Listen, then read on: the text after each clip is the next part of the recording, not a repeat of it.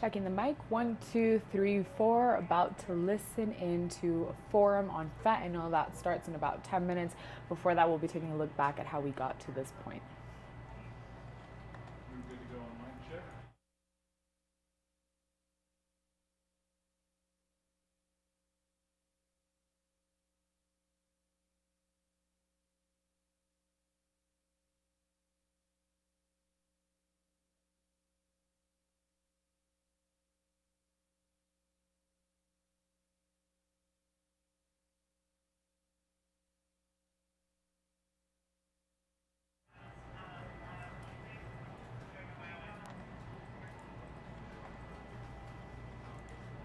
All right, we're going to get started here for everyone that's already joined us on KKTV.com. I'm Carel reporting from our breaking news center.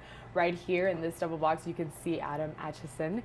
He will be our moderator for this fentanyl forum that KKTV is hosted as partnering with the Gazette. Now, we've been covering the crisis of fentanyl for the past few months, and it's become a real big issue across the nation and here in Colorado. Just last week, we streamed a news conference from our breaking news center of a new study done by the Common Sense Institute, and that study provided a lot of graphs that really breaks down the toll that this drug has taken in our state. I'm going to go ahead and pull up those graphs now so that everybody can see them. This first one here compares fentanyl to other drugs when it comes to lethal doses. The table contains the lethal dosages of some Schedule II drugs. That includes cocaine, heroin, and meth. And then it compares those weights to the legal dose of fentanyl. Now, according to the National Center for Drug Abuse Statistics, fentanyl is the world's deadliest opioid and accounts for almost half of the world's overdose deaths. The U.S. Department of Justice says fentanyl is 80 to 100 times more powerful than morphine and 50 more times potent than heroin. I'm going to bring up another graph now. This one shows how many drug overdoses in Colorado included fentanyl. At the beginning of April, the Drug Force Administration sent a letter to all local, state, and federal law enforcement detailing the nationwide increase of mass overdose events related to fentanyl. To clarify, a mass overdose event is when 3 or more overdoses occur at the same location and close to the same time. Now, 2 of those events happened here in Colorado. The first one was in the city of Cortez, where 3 people were found suspected of overdosing on fentanyl. And the other one, you may remember, happened in Commerce City. Now, Rick Salinger, he works for a sister station, CBS Denver, and he has the details of that deadly event that happened back in February. We're going to take a look at that story. The exclamation point on all the dire warnings about drugs. 5 found dead after a family member checked on those inside. Came just running down the stairs in a panic. And I said, what's wrong? What's wrong? What's going on? She's like, they're not waking up. They're not waking up. She knew the people who lived there. It was accidental. And that it just, for 5 people, you know, fentanyl is scary. At least one of those in the apartment worked as a manager at this restaurant. The owner told us she was an important member of their team. Amanda would often talk with her. Such a kind, beautiful soul that you could look at her and be like, man, you know, she's put together, you know, she's got a baby, you know, just a mom vibe. The speculation is that those in the apartment may have been thinking they were snorting cocaine, but got the more powerful, deadly drug fentanyl, shocking those around here. Terrible. I mean, more of these deaths with fentanyl keep coming out, and it's like, I don't know, when is it going to stop? Reporter Rick Salinger from our CBS Denver station reporting on that story back in February in Commerce City. Now, one of the biggest controversies surrounding the fentanyl crisis here in Colorado is recently passed legislation that actually lowered the penalty for possession of fentanyl. I'm going to bring up now this graphic that was provided by the El Paso County Coroner's Office. You can see here that in 2016, there were just 4 deaths attributed to a fentanyl overdose. And in 2021, that skyrockets to 102. Many people now attribute that decision of this recently passed legislation to the overdose deaths because it was passed back in 2019. And you can see, if I take off this graphic here, that in 2019 is when those overdose deaths started to spike. Now, this has lawmakers working on new legislation to try to curb the amount of deaths attributed to fentanyl. It's become a major problem here. And our former KKTV reporter Megan Heiler did a story where she goes more in depth at what lawmakers are doing to try to curb this crisis. We're going to take a look at that. It's different from any other drug that we combat on a daily basis in the criminal justice system. District Attorney Michael Allen says the Pikes Peak region is not immune to the fentanyl problem. With teens and other users getting a hold of drugs that are laced with fentanyl and dying, and they die fairly quickly. This is a very dangerous drug. It's a poison. A synthetic poison that has the power to kill someone with just a minuscule amount. The El Paso County coroner tells us that deaths due to fentanyl have more than doubled every year since 2017. This is something that experts say they knew was coming. And to expect it to get worse, and it certainly has. So while every one of those deaths is preventable, every one of those deaths is a tragedy, it's past time to do something about it. He adds, while some drug users seek it out, many times other drugs can be laced with fentanyl unbeknownst to the user. In 2021, 102 people overdosed on it, including young people. It's everywhere in our community. And once you have a drug that's that prevalent, undoubtedly it's going to then get into the hands of people who those types of drugs usually don't, and that's generally kids. Dr. Kelly says now is the time to have these conversations. When this kind of drug is present, time is running out. It really is for anybody who's in that life. That was former KKTV News reporter Megan Heiler with that story. The study that I mentioned earlier from the Common Sense Institute also included a number of proposals of legislations to help curb this problem here. They specifically talk about House Bill 221326. I'm going to pull up that graphic for you right now. Now, this House bill proposes and clarifies that any amount of fentanyl weighing more than 4 grams will be treated as a drug felony. And it does leave possessions of less than 4 grams as a misdemeanor, however. Through this legislation, the Department of Public Health and Environment is required to create a statewide fentanyl prevention and public education campaign. The bill also requires medical treatment, detoxification, monitoring, and other withdrawal care at all correctional programs, as well as non-laboratory synthetic opiate detection tests on school grounds. The possibility of Colorado children getting their hands on this drug has already become a reality in our state. And to show that, and to show those effects that are happening, we have former reporter Catherine Silver, who spoke to a father in Monument who lost both his sons to an overdose of fentanyl. Check it out.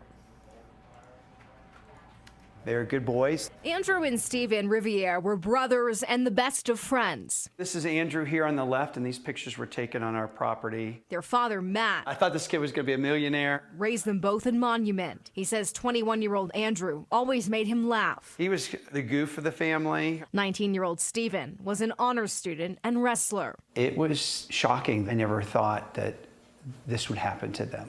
On July 25th, 2021, the pair took what they thought was oxycodone. Their father believes it was laced with fentanyl. If I could talk to them today, they'd say, Dad, that was really dumb. We should have known better. We shouldn't have done something like that. Riviere will spend the rest of his life dealing with the loss of his kids. Went through life together, and it's unfortunate they went through death together. He will not be silent in his suffering. 2 milligrams is fatal. 6 grains of salt would be the equivalent. So to say you overdose on fentanyl, I mean, most of these kids that I'm saying, they're being poisoned. In El Paso County, there were 102 accidental fentanyl deaths last year, 25 times the amount 5 years ago. She breathing? It's evident on our streets. Where's your Narcan at? Officers in Canyon City administered 4 doses of Narcan to save this woman in a park. Did she shoot it? Because there's a tourniquet on her arm. Riviere says his sons were not addicts. A lot of cases like my boys, it's the counterfeit drug that's laced with fentanyl. What happened was an accident, and it cost them their lives. I look at the youth today, they just don't know. They're really playing Russian roulette out there, but the odds are even worse. That was former KKTV News reporter Catherine Silver with that story. Want to take a look now at that forum that's starting at Centennial Hall. We're going to go ahead and take a listen. I think it's about to begin. Thanks, Vince. Good afternoon, everyone. Thank you to those that have joined us here in person. It's great to see some faces in person. And to the thousands of individuals and families watching from home or wherever you may be, thank you for tuning in to this important discussion on the rise of fentanyl in our communities. My name is Adam Roberts, and I am the president and CEO of Diversus Health, the community mental health center serving El Paso, Park, and Teller counties. I would like to thank the Gazette and KKTV for their efforts in putting this forum together and bringing respected leaders across a variety of sectors to discuss this incredibly important topic. At Diversus Health, our core service lines include counseling services, psychiatric services, crisis services, and addiction services. Each day, we work with individuals and families struggling with topics like substance use and addiction. The effects of substance use disorders are crippling for so many, and it is our shared responsibility to support individuals and families in their recovery, while supporting a proactive approach around prevention also. I mentioned that I am the president and CEO at Diversus Health, but I am also a father. With the rise we have seen in illicit drugs like fentanyl, I understand the fear that parents may have in worrying about their children and their safety. That only enhances the importance of our conversation today.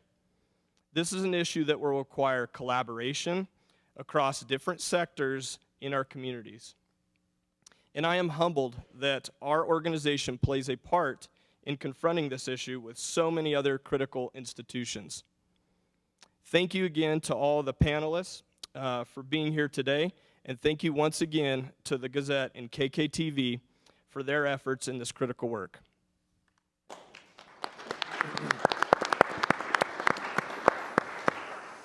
Good evening, everyone. My name is Adam Atchison. I'm the evening anchor at KKTV. I'll be moderating the event tonight. We're glad that you're here. If you are here tonight, I know we got some law enforcement, we have some family members. You're likely very concerned about the impact that fentanyl has had on our community and in our state. We really want people, parents, families to understand, walk away from this forum with more of a grasp of how this affects all of us. We're going to spend the next hour moving through a number of different questions related to this that the panelists are going to answer, how the scope of the problem locally, how it got to be a problem, treatment options, challenges law enforcement is facing in curtailing the problem, and the signs that maybe you need to watch for at home, that parents need to watch for. We won't likely be drawing many conclusions tonight, but that's not really the point of the conversation. The point of the conversation is to raise awareness. I'm going to be asking these questions, and I know some of you did submit some questions online, so that'll be a part of this. Some of you also wrote down some questions at the door. That may be directed at one person tonight, but anybody, I want panelists to know, anybody can follow up. I think we've had that individual conversation. Please be part of that conversation once that question is answered by somebody. We are asking each individual panelist to sort of keep their answers short, brief, so that we have a lot of ground to cover over the next hour, appropriately so. So if you can keep those answers to 1 minute, and then if you have a response, raise your hand, whatever the case might be, and we'll get to you for that. And then they'll have time for a wrap-up thought at the end. Sound good? With that, I'm going to introduce the panel. We have, from left to right here, Undersheriff, El Paso County Undersheriff Joe Roybal. Next to him is Corey Notestein. He is with Colorado Springs School District 11, seeing firsthand really what's happening in our schools with fentanyl and the crisis at hand. Michael Allen, 4th Judicial District Attorney. Dr. David Steinbrenner, the Chief Medical Officer and Emergency Medical Physician for UC Health Memorial Hospital Central and Memorial Hospital North. And El Paso County Coroner, Dr. Leon Kelly. Next to him, Adrian Vasquez, the interim Colorado Springs Police Chief, who's awaiting City Council confirmation to be the new chief. Next to him, Katie Blickendorfer, the Chief Clinical Officer for Diversus Health, and she's an expert on addiction and counseling. And then last but not least, of course, Colorado Springs Fire Chief Randy Royal. Thanks for being here, all of you. Let's dive right into this. And Dr. Kelly, I want to start with you because we're going to talk about the background here. Your office sent out a news release this afternoon with some very telling statistics. But we're going to get to that in a second. Let's start with what fentanyl is and how it got to be such a problem, particularly with deaths, because you've been sounding the alarm on this since 2018. What do you want people to know? So we have to have some historical context, and fentanyl isn't where the opioid crisis begins. It really begins in the 1990s with the rise of prescription opioid addiction. This is now just the latest wave of that same crisis, and unfortunately the most deadly. Fentanyl is in a group of drugs called opioids, which are very powerful painkillers. But what they do is, in addition to numbing pain, they also tell your brain and your brainstem to stop breathing. And so the more potent that drug is, the more powerful, the more toxic, the more dangerous it is to your body. And as we've seen wave after wave, first prescription opiates, and then a transition to heroin, and now a transition to fentanyl. In 2017, in this community, in El Paso County, we had a total of 5 fentanyl deaths. Every year since then, the 5 subsequent years, we have seen a more than doubling of those deaths. Last year, we saw 99 individuals in this community die of fentanyl by accidental drug death. We also had 2 individuals who ended their life intentionally, 2 suicides. So we had 101 lives lost to fentanyl. In addition to that, I think what is the most concerning and is what's bringing us here today is that it's not only the scope, that the growth of the deaths, but also the breadth, who's being involved. And last year we had 5 youth die of fentanyl. We had a 1-year-old, a 5-year-old, a 15-year-old, and 2 17-year-olds. And so we're at a point in our community where everyone is being impacted. And so this shift to a younger population is due in part to its transition to a pill form, which is more easily trafficked and ingested. And in fact, when we look at our fentanyl deaths, the average fentanyl death in this community is 12 years younger, is age 35, versus all the other drugs, which the average age is 47. And so it's clear where this is moving. It's to a younger generation, a younger population, earlier in their substance abuse history. And over half, 55% of those fentanyl deaths were in the presence of other drugs, which indicates that fentanyl is in there with the user not knowing that it's there, which is is in many ways driving what we're seeing. But then when we look at where we are today and where we are moving forward, in 2022, thus far, year to date, my office has had 27 fentanyl deaths versus 18 year-to-date last year. And so last year was a tragic year, and we are outpacing it significantly. Already year-to-date, we've had 2 minors die of fentanyl. And I think what should be most startling to not only El Paso County, but the surrounding areas is year-to-date last year, we only had 1 fentanyl death in the 20 additional counties that El Paso County Coroner's Office serves, because we not only do ours, but we do the surrounding areas. This year already in those rural counties, we've seen 6 fentanyl deaths, 6 times. And so it's not just an urban problem. It's not just a long-time substance abuse problem. It's everybody's problem now. Now, you mentioned, too, and you touched on this a second ago, and one of these posters in the room talks about 4 out of every 10 pills with fentanyl contain a potentially lethal dose. Are you finding, when you're seeing those deaths, that it's being laced with other drugs? You mentioned that. How much of a problem is that? Yeah, it's a very big problem. Like I said, majority of the time, that fentanyl is in the presence of other drugs. And even when it's fentanyl alone, it's most often not being sold as fentanyl. It's being sold in forms that look like things like OxyContin or other prescription drugs. And so the user, the person who's buying, does not know that fentanyl is contained in there. They do not know that they are ingesting what is essentially the most lethal and toxic drug ever released on the streets. Chief Royal, I want to ask you to, your firefighters are often first at the scene when it comes to emergency responders in cases like this. What are you seeing when it comes to the number of cases of overdoses or potential overdoses compared to 5-10 years ago now? We've definitely seen a significant increase, both locally and nationally. It goes right along with what Dr. Kelly was seeing nationally on EMS response. In 2021, ending in April, it had gone up 30% overdose deaths. That's not all total overdose, that's just deaths. And looking into 22, it looks like that's going to double. So it is significant. Age range as well, 18 to 45 is what we're seeing as far as those deaths. And for us, it's a huge impact on our call volume. And one of the national statistics that I saw, 1% now of our total call volume is overdoses. That may not sound like a lot, but it's huge. That number is huge. Those deaths, 100,000 in 21, that's more than were killed in, you're more likely to die of an accidental fentanyl overdose than you are in a car accident. And so again, that just plays those numbers to how high they are. The impact on us, on our crews, is we have to be very aggressive, which we are all the time, but we have to be very aggressive with how we care for these, and I can talk more about that later. Sure. Under Sheriff Roybal, do you feel that you are also seeing an increase in cases? I know your deputies just recently responded to a scene where a life was saved, that they were able to save somebody's life with Narcan, naloxone. What are you seeing as far as cases go and responses? We are absolutely seeing an increase in those, and I'm glad you mentioned that the happy story where we had somebody who potentially could have lost their life due to a fentanyl overdose. And fortunately, our deputies were there in time and able to administer Narcan and save that person's life. But that's only the beginning of it. Saving that person's life is just the first step into hopefully the recovery and saving that person.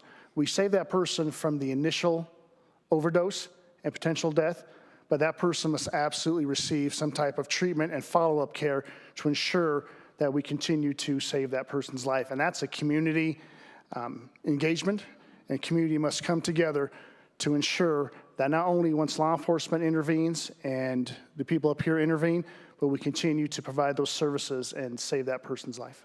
We're definitely going to dive into some more of the treatment options and things during the course of this hour. I want to direct another question, though, to DA Allen. How many possession cases? We talked about, obviously, overdose cases. How many possession cases are you seeing compared to 10 years ago now? So the difficulty with possession cases is that the officer on the street doesn't necessarily have the tools to test the drug when they seize the substance. And so there's a big delay in how quickly we can file a case. We have to send that substance to a lab that is specifically able to test for fentanyl and do it in a safe way so that the person isn't jeopardizing their own health. And so there's this big delay between the bust and when the case actually gets charged. But it's climbing unbelievably. One thing that I wanted to jump in on, and that is the idea that people are being saved by Narcan out on the street. We measure the magnitude of this epidemic on the number of people that have died, but that number could be exponentially higher if it weren't for the people like fire department, sheriff's office, and the police department being out there on the front lines and dealing with this every single day. It's happening every single day that they're saving people. Chief Roll, how many times would you guess your crews do some sort of life-saving measure when it comes to that? Well, I don't have an exact number, but it's every day. There are some overdoses that they're running on every single day. And mostly, thankfully, they don't